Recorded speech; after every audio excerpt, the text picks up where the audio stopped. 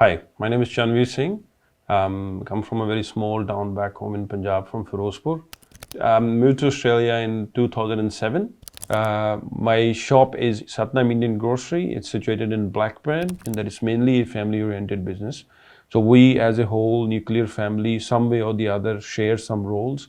My store basically provides a small window of introduction to the Indian flavors. If someone is keen to get into the Indian grocery business, I would say the first thing is you have to do certain due diligence, like what area you are focusing at, what sort of customer are you expecting from that area. That someone else's happiness, that massive smile, makes you achieve something inside you. My name is Chanvir Singh, also known as Lucky, and this is my story.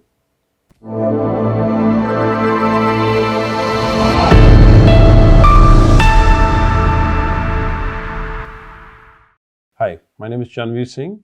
Come from a very small town back home in Punjab from Firozpur, and moved to Australia about 17 years ago as a student, like a lot of prospective people who want to make a brighter future and explore the world simultaneously.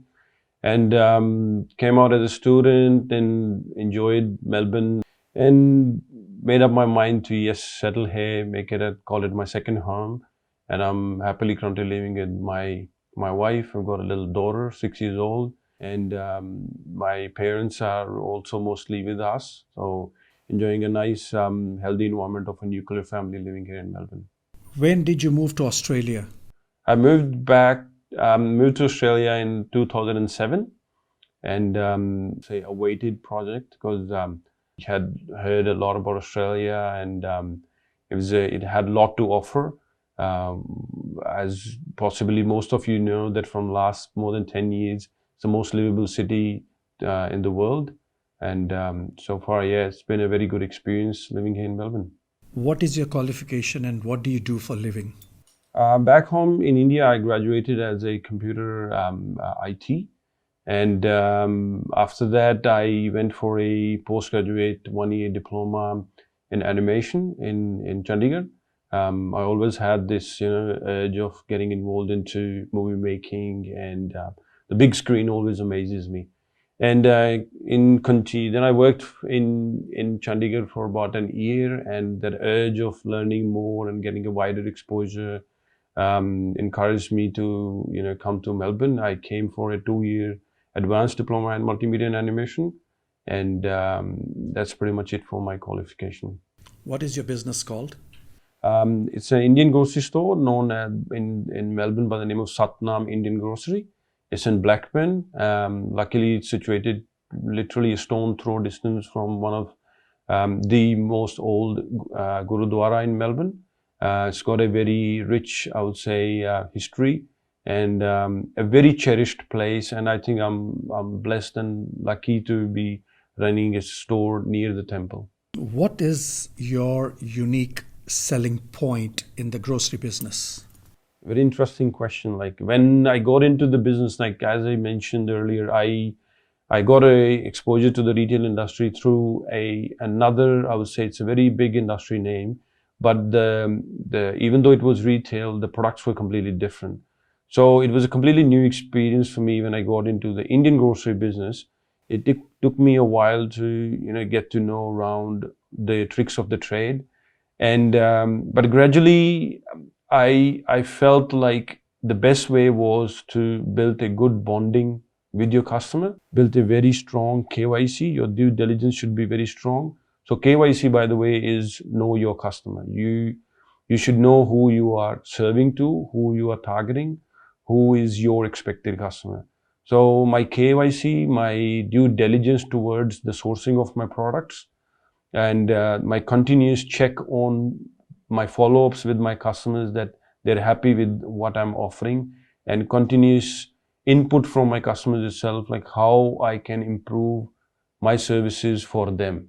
And I think that makes me unique in my trade, and makes me win praise of my loyal customers. How has the Indian grocery business changed in the last 13 years since you've taken your shop? In the last 13 years, I would say it has significantly changed. I still remember my early days when I had just recently moved to Australia. The kind of products were the ready to eat, I would say, sector of the products has flourished a lot. Like there's so much to be offered, like you name it. You want sweets, you want curries, you want breads, no matter what, it's literally a shelf space away from you.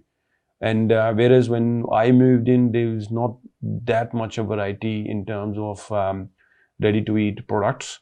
So that has definitely, I would say, changed, which is on a healthy part. But then on a other part, as the population is increasing, more and more people are getting into this industry in terms of suppliers.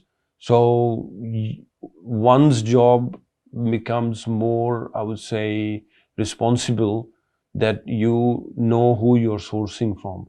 The person who's providing you stock knows the quality. So earlier, back in the past, it was not that competitive and that, I would say, challenging, because you can't just trust anyone from the industry. So you have to always make sure that you're always on top of it. How do you compete with chain supermarkets and online delivery services? See, food is a very, I would say, tricky business or a commodity or a product to discuss.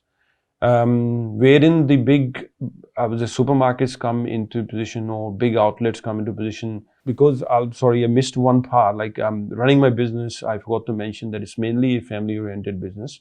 So we, as a whole nuclear family, some way or the other, share some roles. Now, why I shared this information was that this ensures a transparent, continuous connectivity with your customers and with your products.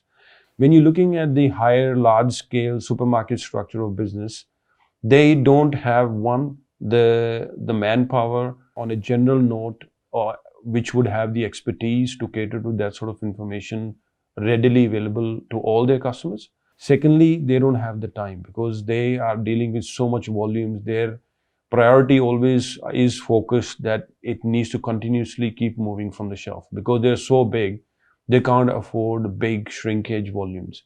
So the only best way out of it is, the moment it comes, it should just sell out.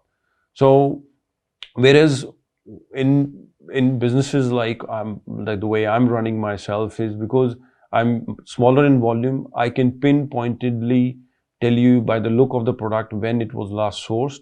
I know who, the moment a customer walks in, I know what he'll be buying. So I can pinpoint my product with, and I can tag it with the customer who walks in. That sort of service, I think, is unachievable in large scale supermarket structure. Being a small business, how do you balance between work, family, and personal life? It's not easy, first of all. One, you need to have that inner driving passion, that yes, you are enjoying, you love what you're doing. If that's not there, then I think you are in the wrong place, and you are not only doing damage to yourself, but yes, your family and your customers, who should be treated as family as well. As I said, my nickname is Lucky. That's how my friends, also my dear ones, love to call me. I'm genuinely lucky to have a very loving, sportive family. My wife, she's been supportive throughout this journey. My parents, they're very community centric. So if that support was not there, I wouldn't have come this far. But I try to keep my balance of work and family. So I try to give as much time. I spend time with my daughter. Sneak out with my wife for dinners, for movies. Take a small weekend off here and there. Take my daughter to a zoo. Spend time with mom and dad at the Gurudwara, or a family event. So you need to, you need to pamper yourself here and there. And so far, I think I've been successful in doing that. What advice would you give to someone who's planning to open up a grocery business? If someone is keen to get into the Indian grocery business, I would say the first thing is, as like most of the industries and trades, get to know as much as you can. Don't take an impulsive decision. Don't just go by my word that yes, I'm enjoying my work. And first, you need to find that inner instinct. Yes, this is the work I can I see myself sitting in, and I can do this every day. Like, I understand when my customer, it doesn't matter he comes on a Monday or a Sunday, throughout 7 days, I have to treat them with a genuine smile, because I need to prove them that yes, I love my work. If they can see that, they can, if I can address that, they have full surety that what I'm providing them is with wholehearted, is sourced with due diligence, it's sourced as the best quality in the market. So if you know that inside out that yes, you are in for this sort of a role, then yes, that's your first step. Once you have found that, then you go around, you have to do certain due diligence, like what area you are focusing at, what sort of customer are you expecting from that area, what sort of volumetric numbers are you planning to drive or you hope to accomplish. And once you're in on it, and that's about it. And then you always make sure your due diligence and KYC is always, that should be your everyday routine. Because you're dealing with food, you cannot overskip that. These are all perishable products that you're dealing with. So one, I would say, negligence would lead you losses as well. So at the end of the day, it requires your continuous attention. Where do you see yourself in the next 10 years? Next 10 years, the way things have shaped up so far, I see myself as expanding it further. Last 5 years, I've been trying to parallelly regarding some other retail ventures, in which are not related to food but other industry.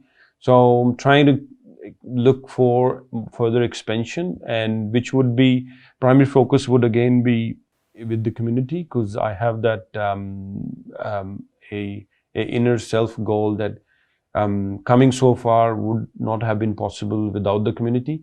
So I would definitely would want to make sure whatever I do next is some way, in a manner that I give back to the community. Somehow I can, support and stay connected with my community, and, help wherever I can.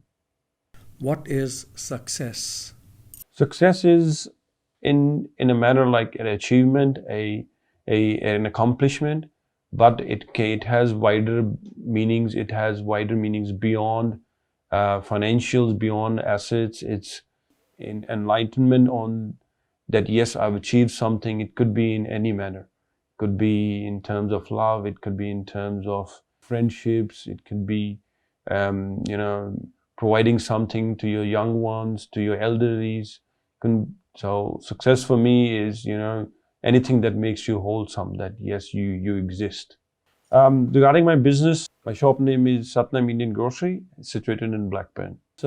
We basically try to, cater to as wide range as possible. As we all know, like, Indian food is very versatile, up north to south, east to west. There's so many versatilities in terms of food cultures. So I try to set an inventory which could basically cater to all parts of India. See, food is so unique and so vast that my store basically provides a small window of introduction to the Indian flavors. So we range in different types of pickles sourced mainly from India, Pakistan, then a wide range of lentils, raw spices, then some cosmetics, wide range of rice ranging from a regular daily cooking to a high quality long grain, which some of them may even astonish you, like the length is so unique. Very good range of wheat flour, which is mainly currently, with the current market situation, is very Australia produced centric. Then apart from that, very good range of ghee, it's clarified butter. Most of them is locally produced. So apart from that, a very big range of breads, which range from different stuffed parathas, plain parathas, snacks, yogurts, idli dosa batters, drinks. So it's definitely something for everyone. What is happiness? Happiness is anything. It does not necessarily be for yourself. There are certain ways sometimes you make someone happy, but that someone else's happiness, that massive smile, makes you achieve something inside you. And I think that is the purity of happiness. That's the key to happiness. That anything that makes you wholesome, that makes you expand on the inside, is what is happiness. This is Chanvir Singh, also known as Lucky. You're watching Good Day India.